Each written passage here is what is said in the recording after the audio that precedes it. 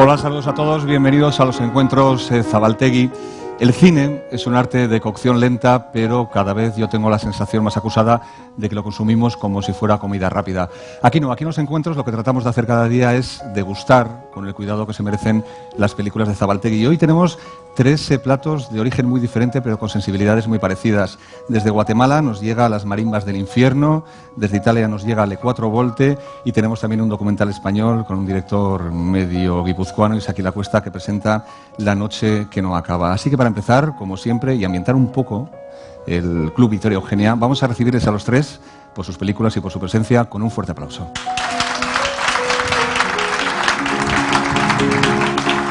Hola, Julio, bienvenido. Muchísimas gracias por venir. Bueno, pues nuestra primera parada, como decíamos, es nuestra primera entrevista con un director guatemalteco, Julio Hernández Cordón, un viejo conocido del Festival de San Sebastián, que estuvo presente hace 2 años en Cine en Construcción con su anterior película, Con gasolina, y que presenta Las marimbas del infierno. Julio, una película en la que mezclas ficción, realidad ficcionada. Yo no sé muy bien cómo definir el experimento, que ahora explicaremos un poquito más al detalle, el experimento que abordas en Las marimbas del infierno. Pues bueno, yo tampoco sé cómo definirlo. Más bien digo que es una mezcla de documental con ficción o viceversa. Y suelo, bueno, cuando construyo historias me gusta basarme en mis experiencias o en las experiencias de mis amigos o lo que escucho en la calle. Y de cierta forma, pues, estoy documentando lo que veo o lo que está sucediendo en mi país, de esta manera. El protagonista es Alfonso, un músico que toca marimba, una especie de, bueno, quizás una especie de xilófono, bueno, digamos que es, sí, grosso modo es un xilófono típicamente guatemalteco que se está perdiendo. Él solo tiene la marimba y a partir de ahí tú provocas que surja una realidad y que se ponga en contacto con un rockero. Así es. ¿Cómo es esto? Explícanos un poquito cómo es la historia y sobre todo cómo provocaste esta historia. Pues bueno, cuando era adolescente solía ir a los conciertos, a ciertos conciertos y Blacko, que es el baterista y vocalista de un grupo muy famoso en Guatemala que se llama Guerreros del Metal. Y ahí fue la manera en que conocí a Blacko. Y siempre me llamó la atención su relación con la música, la religión, y que él es médico y que renunció de cierta manera a ejercer su profesión por seguir siendo rockero y no cortarse el pelo y vestir de negro. Y esa situación se me hizo sumamente fuerte y atractiva porque es alguien que no renuncia a lo que quiere hacer y a lo que sueña, y de cierta manera es un poquito naif, y me recordó, se me hizo como una especie de Peter Pan. O sea, y eso me llamó la atención. Y con don Alfonso lo que me llamó la atención es su pasión, más bien su amor con el instrumento, con la marimba, porque él realmente vivió una extorsión y su mujer le dijo que tenía que deshacerse de la marimba porque les ocasionaba muchos problemas, y don Alfonso le escondió durante 2 semanas y pasó 2 semanas sin tocar la marimba, y él me dijo que fueron las 2 semanas más tristes de su vida, y que le dijo a su esposa que prefería pues que le cortara un brazo a no tener la marimba. Entonces recuperó su marimba. Y ese acto se me hizo a mí sumamente rock and rollero, es como la relación de un guitarrista o de un músico de jazz o de blues con su guitarra, y me gustó esa sensación, y me di cuenta que estos dos personajes tienen mucho en común a pesar de que son totalmente opuestos. Entonces se me ocurrió buscar un pretexto para juntarlos. Y el pretexto fue, fusionar la marimba con el heavy metal. Bueno, ahora veremos cómo resultó esa fusión entre la marimba y el heavy metal, pero antes vamos a poner imágenes a esta película porque seguro que todos vosotros tenéis mucha curiosidad.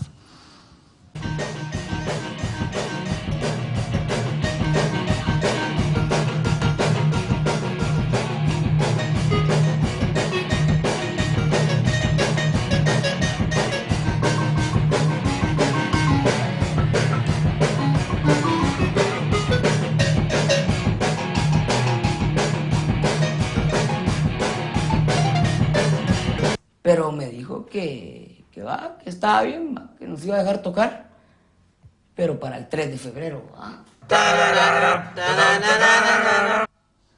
Un marimbeño, no sé si se llama así, marimbero, un marimbero y un rockero de rock duro, una fusión. ¿Sabías cómo iba a resultar? ¿Tenías más o menos claro lo que podía resultar de esa fusión o de ese experimento? No, no sabía. Y eso es lo que me...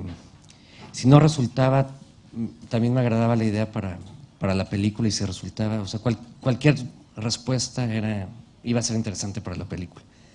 Entonces, el primer encuentro de ellos o el primer ensayo fue realmente el primer ensayo de ellos. O sea, nunca estábamos ahí todos a la expectativa de cómo iba a sonar, y bueno, hubo un poquito de química entre ellos. Y de hecho, Blacko quiere integrar a don Alfonso en su grupo. Don Alfonso no está del todo convencido, y ahí está intentando seducirlo para que forme parte de su banda en ciertas canciones. O sea, a partir de ahí, una vez que se provocó esa realidad, la película se convirtió en una especie de documental, ¿no?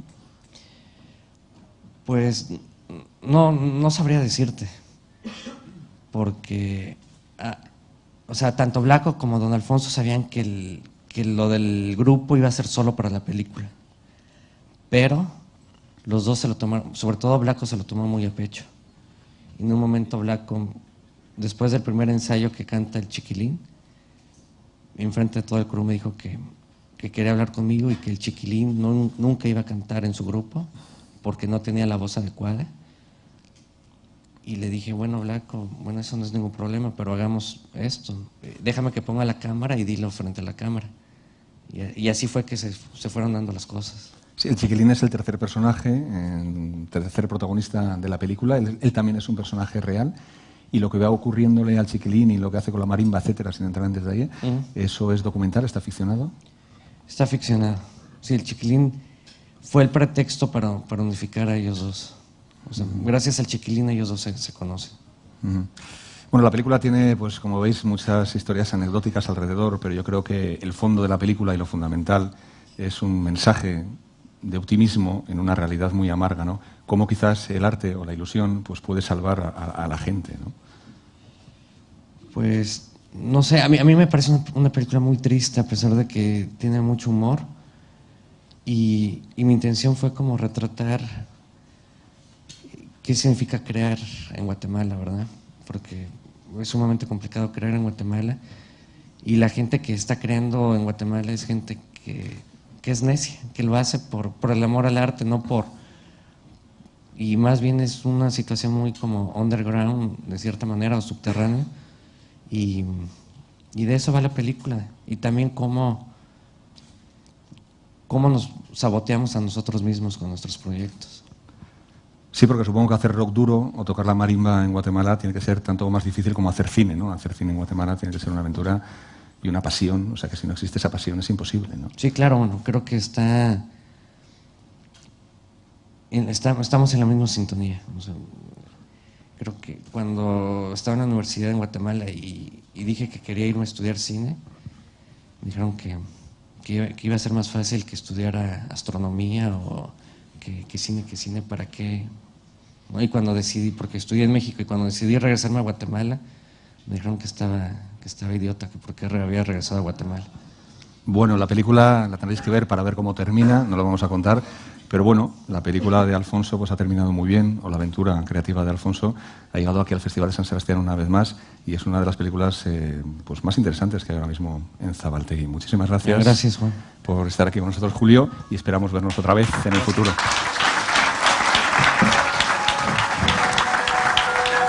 Y nuestra segunda parada de hoy es en Italia. Él es Michelangelo Framartino, director de Le Quattro Volte. Él es el traductor que nos va a ayudar a entenderle.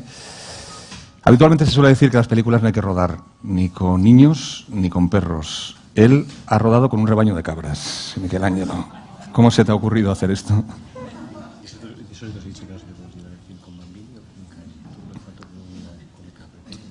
Beh, non c'è nessuna proibizione a girare con le capre e quindi ho potuto farlo, sì. No está prohibido y por lo tanto he podido hacerlo. Bueno, lo de la cabra es una anécdota. La verdad es que estamos ante una película muy poética, una película que se llama Le Quattro Volte, las 4 veces, porque sigue los diferentes ciclos de la vida. Es una cámara que se dedica fundamentalmente a observar, a observar a diferentes personajes, diferentes situaciones, no hay diálogos en la película. ¿Cómo te planteaste este proyecto, que desde luego es un proyecto arriesgadísimo?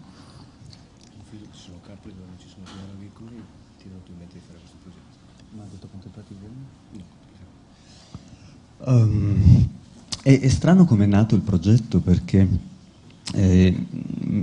io sono di origini calabresi, la Calabria è una regione a sud dell'Italia, una regione rurale molto antica, dove avevo già girato un film anni fa e mi sono trovato ad attraversarla, a percorrerla da cima a fondo. E avevo conosciuto dei pastori, mi affascinavano molto come figure, perché sono delle figure, insomma, tra l'umano e l'animale, ma anche tra l'umano e il divino, perché nel Vangelo la nascita del Cristo è annunciata dai pastori, figure di confine, il cinema parla sempre di confini. Sono da sempre affascinato dal filmare gli animali, perché perdi il controllo quando filmi un animale, questo è interessante. Avevo scoperto la festa dell'albero che c'è in Calabria e avevo scoperto il mestiere dei carbonai, ma mi sembravano 4 progetti diversi. E a un certo punto ho avuto una strana rivelazione, era tutto troppo preciso. L'uomo, l'animale, la pianta, il minerale, il carbone, 4 regni così scanditi. E è stata una sorpresa, ho detto, ma questo non sono 4 film, è un solo film, non sono 4 personaggi, ma è un solo personaggio ed è invisibile, è il viaggio di un'anima attraverso i 4 regni. Aunque soy de Milán, soy de origen calabres, y después de haber rodado una primera película allí, pues me dediqué a recorrer toda la Calabria de arriba abajo y encontré una serie de cosas que me llamaron la atención. Encontré el mundo rural, encontré los pastores, que son unos personajes antiguos y que representan incluso algunos aspectos del Evangelio, en donde el mensaje se transmite a través del Cordero. Encontré la fiesta del árbol que aparece en la película, encontré una serie de cosas nuevas que no conocía, y encontré los carboneros, los que producen el carbón, y al principio me parecieron 4 realidades distintas que podían formar parte de 4 películas diferentes.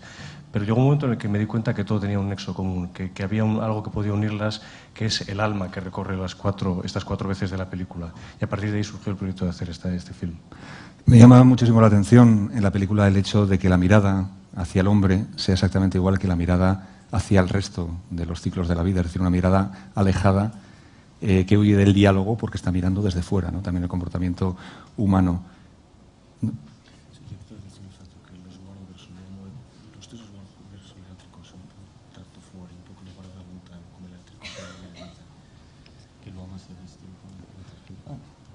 E una delle cose che mi preme di più di questo progetto ed era ricostruire o ritrovare un equilibrio tra l'uomo e le altre cose.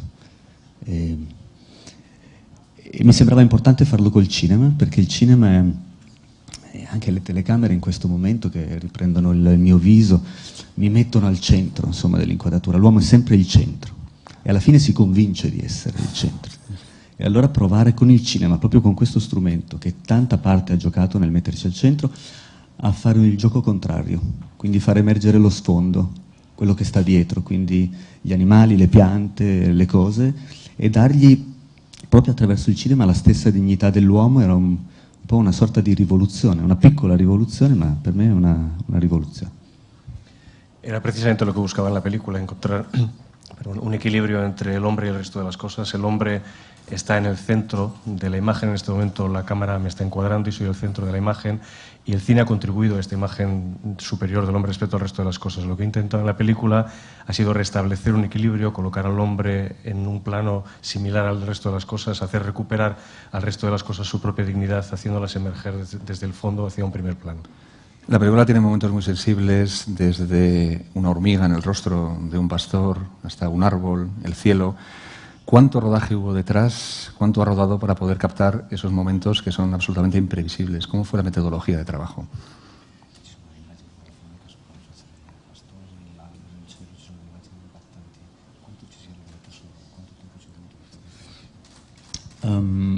Non è un film ricco, non c'è un grande budget, per cui non avevamo la possibilità di girare in totale libertà. Non si trovano tantissime risorse per questo tipo di cinema, e allora quello che era importante era lavorare prima delle riprese, cioè fare un lunghissimo lavoro di osservazione, osservare gli animali, osservare i pastori. E quello è stato il bagaglio, la ricchezza di questo film. Le riprese non sono state così lunghe, né ho girato tantissima pellicola, ma ho passato 2 anni prima di girare per cercare di capire un pochino, di capire come entrare in relazione con questo universo. El presupuesto para hacer la película no era mucho, para este tipo de películas no hay grandes presupuestos, por lo que me he visto obligado a hacer un trabajo previo importante. He estado durante 2 años analizando, viendo, conviviendo con la gente, con los animales de la película, y en esto se encuentra precisamente la riqueza de la película, en el trabajo previo rico que ha sido hecho antes de empezar a rodar. Bueno, pues vamos a ver algunas de esas imágenes en un clip de la 4 Volte, las 4 veces.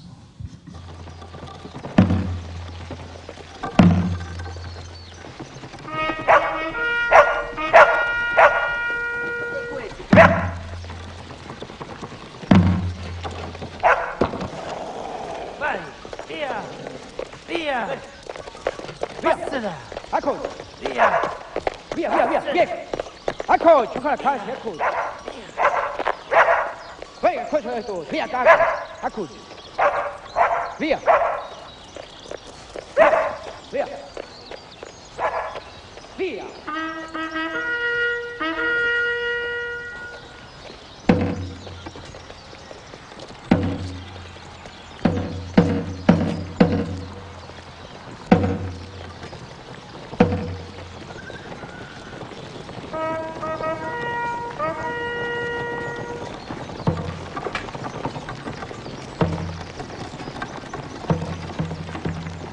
Una película sensible, una película diferente, no sé si la habéis visto ya con público, si tenéis alguna reacción, porque es una película que requiere mucho por parte del espectador, ¿no? Que se convierte en un creador, ¿no?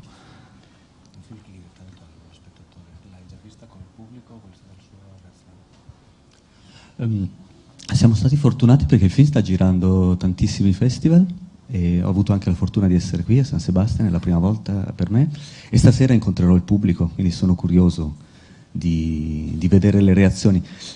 Certo, è un cinema che ha fiducia nel pubblico, cioè ha fiducia nell'intelligenza del pubblico e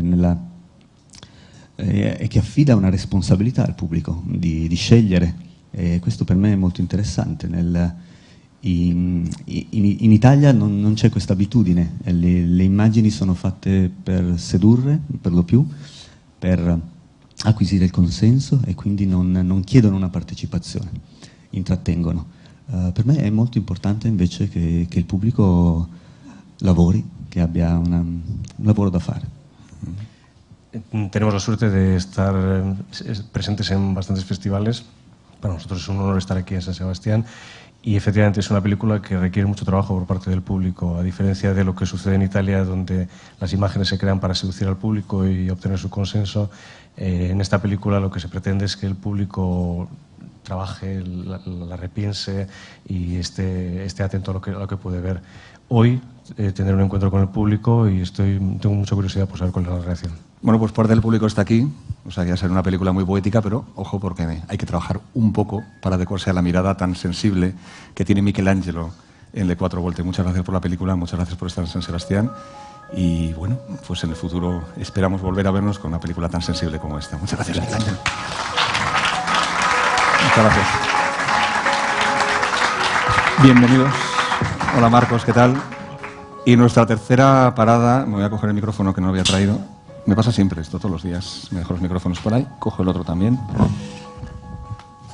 Nuestra tercera parada es en una producción, una película española dirigida por Isaki Lacuesta. Nos acompaña el director y nos acompaña también el autor del libro en el que está inspirada la película, Marcos Ordóñez. Isaki lleva toda la mañana en el María Cristina haciendo entrevistas porque la película se ha acogido muy bien, pero para apoyarles ha traído pues, a un grupo de fans tolosarras, porque él es medio tolosarra, ¿no? O sea que tienes apoyo del público, ¿no? Aquí. Que además son los culpables de la primera vez que vi a Wagner. Que son mis padres que están ahí. Y recuerdo que mi madre era muy fanática de Mogambo y la veía muy a menudo. Y me decía, fíjate en el Skelly, que está muy bien. A mí me gustaba más Ava, porque siempre hay que meter un punto de contradicción con los padres, porque si no, no funciona la relación paterno-filial. O sea que tiene algo ahora de catarsis, casi de reencuentro, sí, ¿no? Casi de reencuentro familiar. Sí, mi redención del complejo de Edipo está hecho a través de esta película. Bueno, pues la película está inspirada en el libro que escribió Marcos Ordóñez, Beberse la vida, y cuenta, es un documental que cuenta los años que Ava Gardner vivió en España. El libro, Marcos, ha tenido pues varias reediciones. ¿Qué hay de diferente en la película respecto al libro y qué hay de diferente en el libro respecto a la película? Una pregunta compleja. Lo más interesante es que la película ha hecho lo que tenía que hacer, es decir, encontrar su propio lenguaje. Es curioso porque yo cuando hice el libro me lo planteaba, cuando me decían que estabas haciendo, decía, estoy haciendo un documental escrito.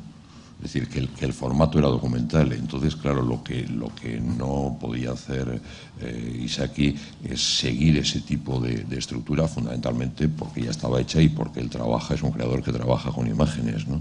Y es lo maravilloso de la película, que tiene algo, yendo a coger la esencia de Ava, es una estructura, la palabra queda un poco, según cómo se diga, queda un poco pedante, pero es poemática.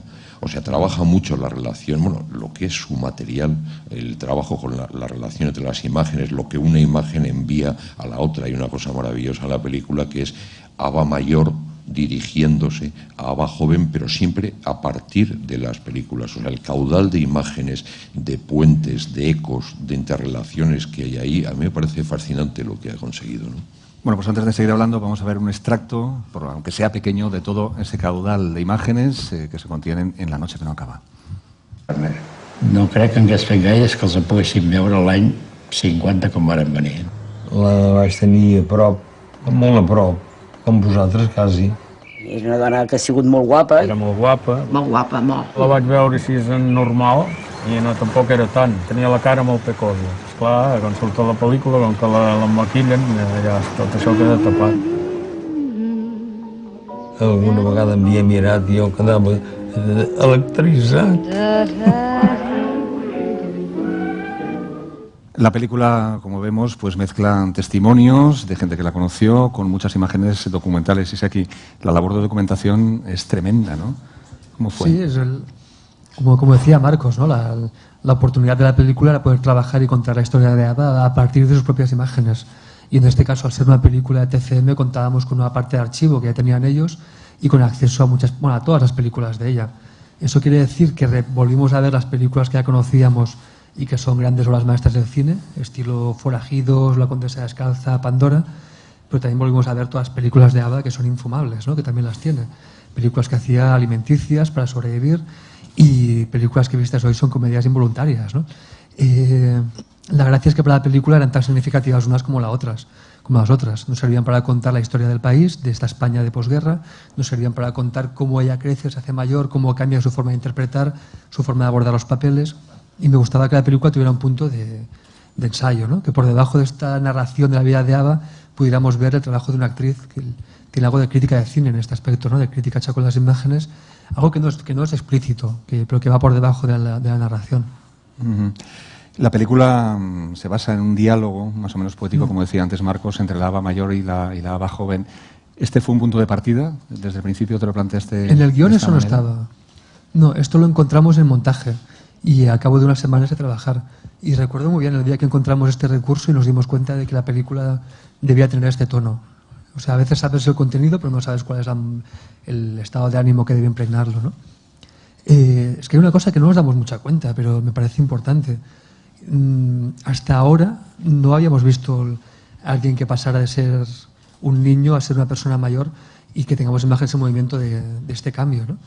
Ahora por fin tenemos los primeros ancianos a los que hemos visto filmados de niños en la historia del cine.